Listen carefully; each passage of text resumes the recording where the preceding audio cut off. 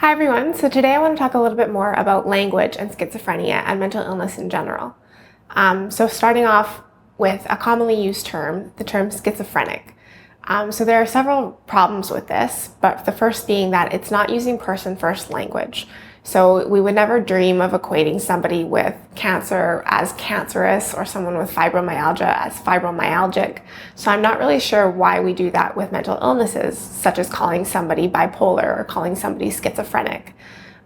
It's conflating the individual with their illness, which is really not a good thing to do because they're not identified by their illness and they're so much more than their illness. Now, this is just what's most commonly accepted now, and this is my own opinion on the matter. There are people who self-identify as schizophrenic and almost use the term or see the term as a source of empowerment. And I totally don't want to take away from those people. If you do feel that you want to call yourself schizophrenic, by all means do so. But just coming at it from a person-first perspective, it's usually more respectful to call people who are living with schizophrenia, people living with schizophrenia. Now, some more general words that I want to address are terms such as crazy or insane. So it's really common in today's vernacular to use phrases such as, oh, that's so crazy, or that's insane, to describe things that are different from the norm, or that are outlandish, or that are extreme.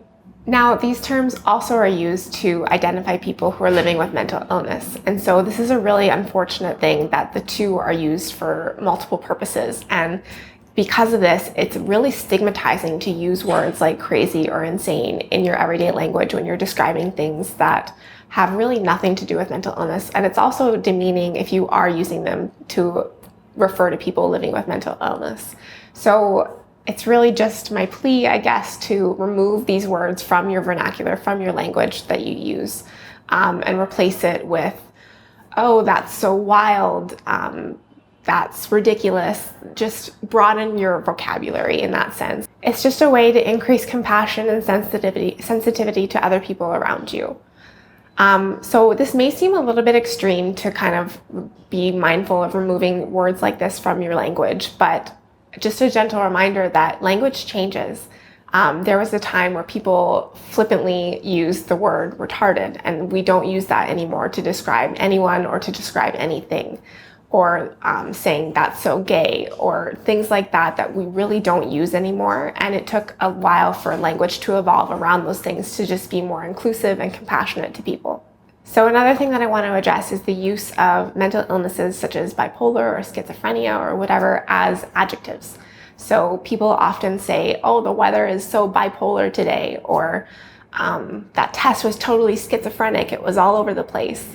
This is really hurtful and is really offensive actually to people who are living with this illness, as it's kind of taking something and belittling it or making it about something that it really isn't. Another common one is referring to people's quirks or behaviors as a mental illness. So saying, oh, she's totally OCD, or she's totally schizophrenic, or things like that. It's really not a nice way to use the language and to identify somebody.